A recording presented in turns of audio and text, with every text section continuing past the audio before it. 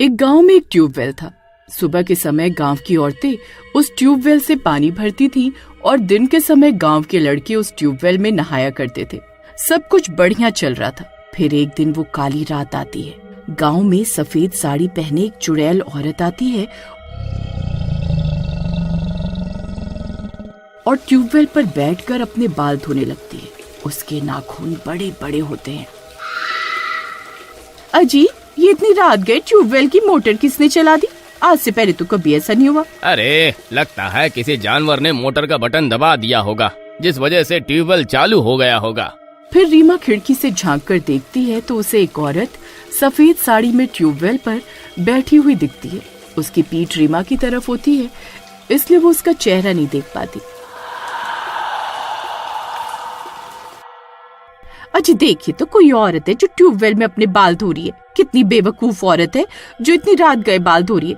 इसी किसी का डर भी नहीं है जी। फिर वो दोनों उसे खिड़की से देखते रहते हैं और कुछ देर बाद बाल धोने के बाद वो औरत वहाँ से चली जाती है और जंगल के अंधेरे में कहीं गायब हो जाती है। अजी देखिए तो, ये तो जंगल की तरफ चली गई। ये मुझे हमारे गांव की तो नहीं लगती। फिर अगले दिन सब गांव वाले ट्यूबवेल पर इकट्ठा होते हैं। तभी एक औरत रीमा के घर के आगे से निकलती है। अरे कमला बहन, ये ट्यूबवेल पर भीड़ कैसी? सब लोग वहाँ क्या झांक झांक कर देख रहे हैं? अरे रीमा बहन, तुम्हें नहीं पता क्या? ट्यूबवेल में पानी की जगह खून भरा हुआ है। क्या खून? ऐसा कैसे हो सकता है?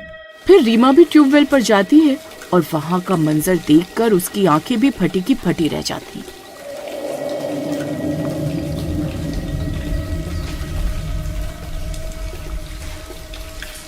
ट्यूबवेल में पानी की जगह खून भरा होता है। सब गांव वाले इसी बारे में बातें कर रहे होते हैं। अरे, मुझे तो लगता है ये कोई देवी माँ का श्राप है। जरूर हम गांव वालों से कोई गलती हुई है, तभी पानी खून में बदल गया है। अरे, मुझे तो लगता है किसी ने रात में शरारत की है और इसमें लाल रंग मिला दिया है। नहीं नहीं, ये कोई रंग नहीं है। कल रात मैंने अपनी आंखों से देखा था। एक औरत रात को 12 बजे इसी ट्यूबवेल पर आई थी। सफेद साड़ी पहनी थी उसने। उसके बाल बहुत लंबे लंबे थे और वो इस ट्यूबवेल में अपने बालों को धो रही थी। अरे रीमा बहन, क्या तुम उस औरत को पहचानती हो? कौन थी वो? मैं उसका चेहरा नहीं देख पाई। उसकी पीठ थी मेरी तरफ। फिर वो अंधेरे में जंगल की तरफ गई और गायब हो गई।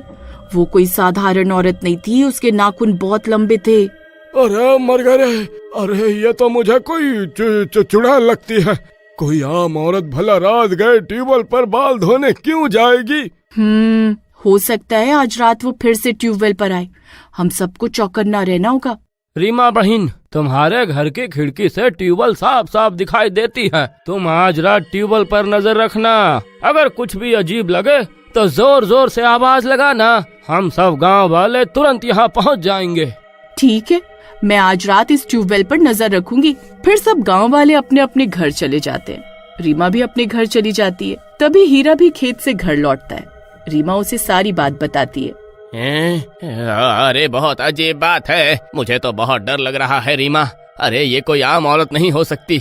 भला आधी रात को ट्यूबवेल पर बाल कौन धोता है? ट्यूबवेल से सबसे नजदीक हमारा ही घर है। अगर गांव वालों की बात सच हुई और वो चुड़ैल निकली तो सबसे ज्यादा खतरा हमें ही है। अजी, डरने की कोई बात नहीं है जी। गांव वालों ने कहा है कोई भी गड़बड़ हो तो जोर जोर से आवाज लगाना, वो सब इकट्ठा हो जाएंगे। आप डरिए नहीं। फिर थोड़ी देर में रात हो जाती है। जंगल से अजीब अजीब सी डरावनी आवाजें आने लगती हैं। गली के सारे कुत्ते रोने लगते हैं। हे भगवान, अरे ये क्या हो रहा है? रीमा, अरे ये सब संकेत तो किसी अशुभ घटना के होने का संकेत दे रहे हैं। तभी वो देखते हैं कि जंगल के अंधेरे से एक औरत सफेद साड़ी पहने ट्यूबवेल की तरफ आ रही होती है। उसने घूंघट किया हुआ होता है, इसलिए वो उसका चेहरा नहीं देख पाते, लेकिन उसके नाखून लंबे होते हैं। तभी हीरा की नजर उसके पैरों की तरफ जाती है और उसकी आंखें फटी की फटी रह जाती है। अरे रीमा, अरे उसके पैरों की तरफ देखो, वो उल्टे हैं। चुड़ैल? अजी, ये तो चुड़ैल है। अरे मर गए रे, गाँव वालों का शक सही। तभी वो चुड़ैल ट्यूबवेल पर आती है, अपना घूंघट हटाती है और अपने बाल धोने लगती है। चुड़ैल, चुड़ैल, अयो चुड़ैल, गाँव वालों, यहाँ चुड़ैल है, ट्यूबवेल पर चुड़ैल है, चुड़ैल चुड़ैल। अरे मर गए रे। अरे बेवकूफ औरत, चिल्ला क्यों रही है? अरे मरना चाहती है क्या? अजी आप डरिए नहीं जी, गांव वालों ने कहा था कुछ भी गड़बड़ लगे तो जोर जोर से हमें पुकारना, हम सब आ जाएंगे। फिर हीरा खिड़की से झांककर इधर उधर गली में देखता है तो वहाँ कोई नहीं होता। तभी रीमा के शोर मचाने की वजह से उस चुड़ैल का ध्यान उनकी तरफ आ जाता है। वो उनके घर को देखकर गुर्राने लगती है। अरे मर गए रे। अरे मुझे तो कोई भी गांव वाला इधर आता हुआ दिखाई नहीं दे रहा है। ये नास मिटे गांव वाले हमें आज मरवा कर ही छोड़ेंगे। अरे रीमा, तुम्हें शोर नहीं मचाना चाहिए था। हाय रे, अरे अब क्या होगा? वो नास मिटी चुड़ैल यही देख रही है रीमा। अरे जल्दी कुछ करो, वो यहाँ आ गई तो हमें कच्चा खा जाएगी। अरे ये सब तुम्हारी बेवकूफी की वजह से ही हो रहा है। अजी इसमें मेरी क्या गलती है जी? मुझे तो गांव वालों ने कहा था शोर मचाने को, अब उन्होंने हमें धोखा दे दिया तो मैं क्या करूं? अरे अब तुम कुछ मत करो भाग्यवान, अब जो करना है वो चुड़ैल ही करेगी। वो देखो तुम्हारी अम्मा इसी और आ रही है। अरे हाय रे, अरे मर गए रे, अब हम नहीं बचने वाले। फिर वो चुड़ैल गुस्से में रीमा के घर की ओर आ रही होती है।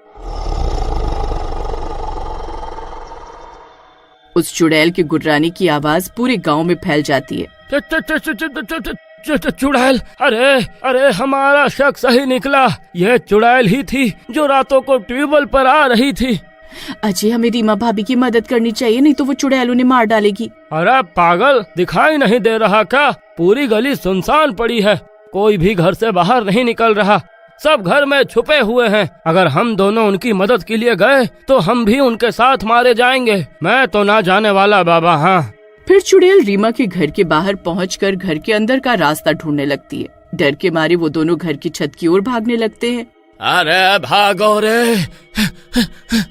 अरे ये गांव वाले तो धोखेबाज निकले रे।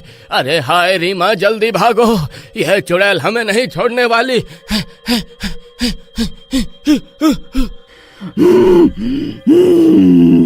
खोल दरवाजा, खोल।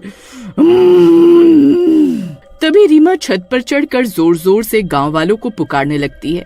गांव वालों, हमारी मदद करो, हमें धोखा मत दो, ये चुड़ैल हमें मार डालेगी। अजी चलो ना, रीमा और हीरा भैया को हमारी जरूरत है, नहीं तो वो चुड़ैल उन्हें मार डालेगी। अरे तुम्हारा दिमाग खराब हो गया है क्या? मैं कहीं नहीं जाने वाला, तुम्हें जाना है तो जाओ। हाँ। रीमा की दर्द भरी आवाज सुनकर गांव की सभी औरतें घरों से बाहर निकल जाती हैं।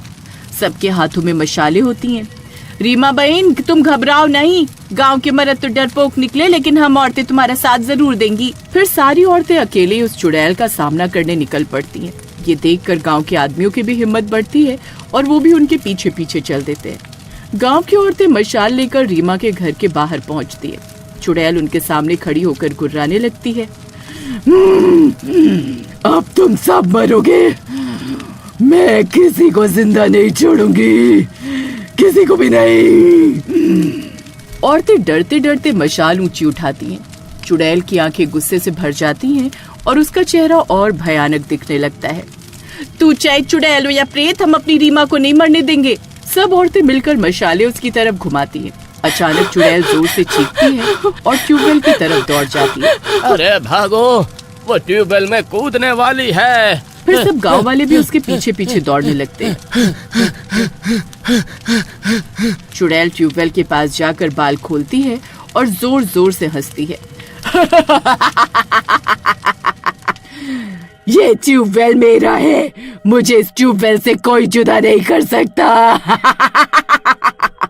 इतना बोलकर वो ट्यूबवेल में छलांग लगा देती है। सबको लगता है कि वो डूब गई, लेकिन तभी ट्यूबवेल से तेज लाल रोशनी, पूरा गांव दहशत में आ जाता है। रीमा घबराकर भगवान का नाम लेती है और ट्यूबवेल पर गंगा जल छिड़क देती है। अचानक खून की जगह साफ साफ पानी निकलने लगता है और चुड़ैल की चीख सुनाई देती है। ये खत्म नहीं हुआ, मैं फिर आऊंगी जब इस ट्यूबवेल का पानी सूखेगा। इतना कहकर उसकी आवाज गायब हो जाती है। गांव में सन्नाटा छा जाता है और देखते ही देखते ट्यूबवेल का सारा पानी सूख जाता है। रीमा बहन, लगता है हमने उसे रोक तो दिया, लेकिन वो पूरी तरह मरी नहीं है। फिर उस दिन के बाद से उस ट्यूबवेल के पास कोई भी गांव वाला जाने की हिम्मत नहीं करता।